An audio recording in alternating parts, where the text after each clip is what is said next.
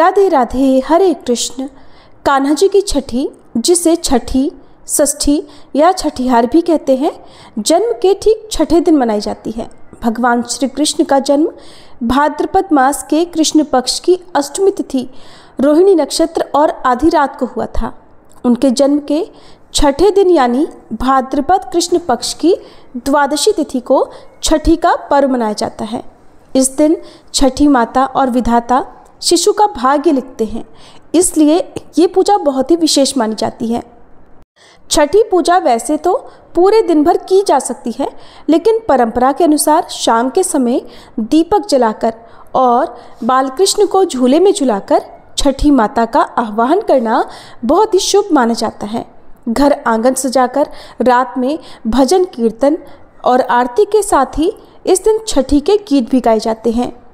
क्योंकि इस बार जन्माष्टमी 16 अगस्त के दिन थी, ऐसे में कान्हा जी की छठी 21 अगस्त दिन गुरुवार को ही की जाएगी। और इस बार गुरुवार के दिन गुरु पुष्य नक्षत्र का शुभ योग भी बन रहा है, इसलिए ये दिन और भी विशेष हो जाता है। और इस बार 21 अगस्त गुरुवार को भद्रा भी लग रही है और भद्रा काल दोपहर 12:44 से लेकर मध्य रात्रि 12:16 तक रहेगा। और सबसे विशेष बात कि इस बार भद्रा का वास भी मृत्यु लोक में ही रहने वाला है।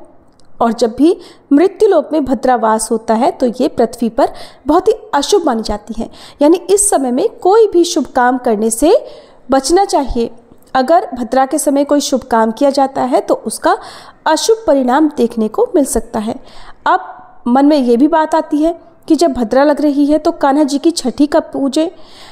तो देखिए, कान्हा जी की छठी अपने आप में एक महा उत्सव है।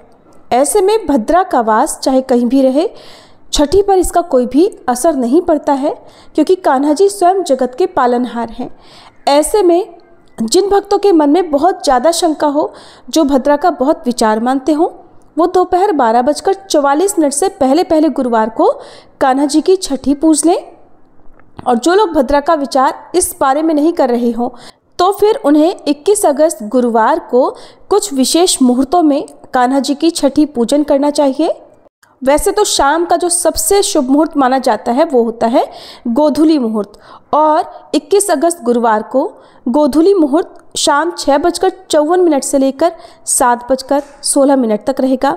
आप इस समय में कान्हा जी की छठी पूज सकते हैं। इसके अलावा विजय मुहूर्त, जो कि दोपहर 2:34 से 3:26 तक रहेगा। और इसके अलावा आप शाम 6:54 से लेकर रात 8 बजे के बीच में भी कान्हा जी की छठी पूज सकते हैं। अभिजीत मुहूर्त सुबह 11:58 से लेकर दोपहर 12:50 तक रहेगा। इस समय में भी आप पूजन कर सकते हैं। वैसे तो शिशु के जन्म के बाद में पड़ने वाले गुरुवार को छठी मनाई जाती है, लेकिन क्योंकि इस बार 15 अगस्त को भी कुछ लोगों ने जन्माष्टमी का पर्व मनाया था, व्रत रखा होगा। ऐसे में अगर 15 अगस्त की बात करें तो आप 20 अगस्त दिन बुधवार को भी कान्हा जी की छठी मना सकते हैं, खासतौर पर वही लोग जिन्होंने 15 अगस्त को जन्माष्टमी मनाई है। लेकिन अधिकतर लोग 21 अगस्त गुरुवार को ही मनाएंगे। अगर आप 20 अगस्त को कान्हा जी की छठी मनाना चाहते हैं तो इस दिन सिद्धि योग बन रहा है, जो कि शाम 6:13 तक रहेगा। तो आप शाम 6:13 तक दोपहर के बाद से कभी भी कान्हा जी की छठी पूज सकते हैं। वैसे तो कान्हा जी की छठी की पूजा कोई भी कर सकता है, लेकिन घर परिवार में जो भी सबसे बुजुर्ग प्राणी हो, कोई भी बुजुर्ग महिला हो, उनके हाथ से छठी पूजा करवानी चाहिए। छठी पूजा के लिए सबसे पहले स्नान आदि से निवृत्त होकर साफ स्वच्छ हो सके तो पीले वस्त्र धारण करें। आज के दिन पीले रंग का विशेष महत्व है, तो पीले रंग का अधिक से अधिक प्रयोग करते हुए आप हाथ में जल और पुष्प लेकर बोलें कि आज श्री कृष्ण छठी महोत्सव पर छठी माता और श्री कृष्ण का मैं पूजन कर रही हूँ। हे छठी माता, आप इस पूजन को स्वीकार करें। अब कल्पना करें कि माता स्वर्ण वस्त्रों में सुशोभित होकर बालकृष्ण को आशीर्वाद दे रही हैं। इस प्रकार से कहें, छठी माता नमो नमः, विधाता माता नमो नमः। अब धूप दीप जलाएं, माता को फल फूल हल्दी अक्षत आदि अर्पित करें। छठी माता यानी षष्ठी माता। अब लड्डू गोपाल जी को स्नान कराएं। यदि शंख है, दक्षिणावर्ती शंख है, तो शंख में जल भरकर स्नान कराएं, या आप पहले पंचामृत से उसके बाद शुद्ध जल से स्नान कराएं। साफ वस्त्र से उन्हें पोछें, उसके बाद उन्हें पीले वस्त्र आदि धारण कराएं, उनका तिलक करें, आभूषण आदि पहनाएं, काजल जरूर लगाएं आँखों में, और एक काजल का टीका भी आप उनके माथे पर और कान के पीछे पर लगाएं।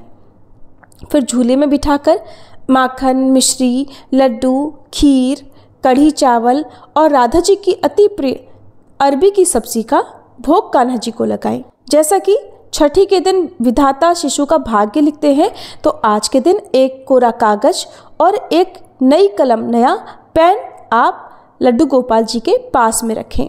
उन्हें पालने में रखकर झुलाएं और उसके बाद उनकी आरती करें। कान्हा जी की आरती करें और छठी माता की भी आरती करें।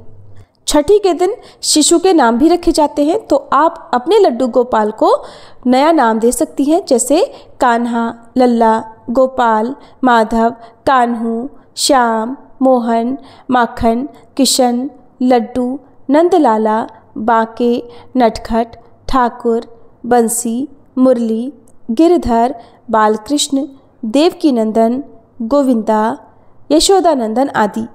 या इनके अलावा अगर आपने कोई और नाम सोच रखा हो, तो आप उस नाम को कान्हा जी के कान में भी जरूर बोलें और सभी लोग उस दिन से ही उसी नाम का उच्चारण करना प्रारंभ कर दें।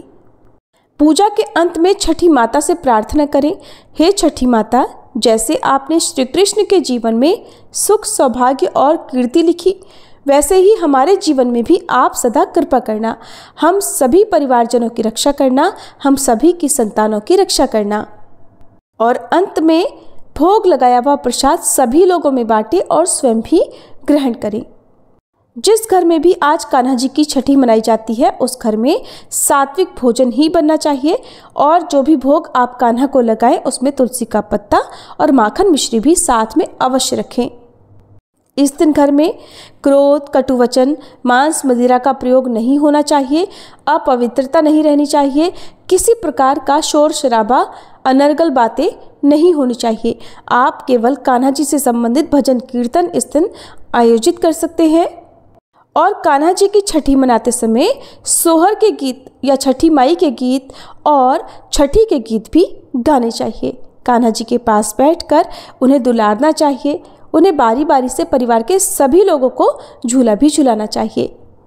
गोकुल में जब नंद बाबा ने कान्हा जी की छठी मनाई थी, तो पूरा गोकुल दीपों से जगमगा उठा था। इसलिए आपको भी इस दिन अपने घर पर दीप जलाने चाहिए। खास तौर पर तुलसी माता के पौधे में अपने घर के मुख्य द्वार पर दीप जलाकर रखना चाहिए। ब्रज की गोपियाँ घर घर से उपहार लेकर आई थी। किसी ने दही माखन दिया, किसी ने मिश्री, तो किसी ने बांसुरी।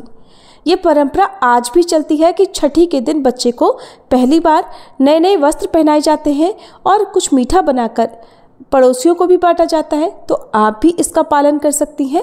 इसके अलावा आने वाले सभी श्रद्धालु भी कान्हा जी के लिए कोई ना कोई उपहार लेकर आ सकते हैं, जैसे कि उनके खेलने के लिए, उनके पढ़ने आदि के लिए जो भी सामग्री होती हैं।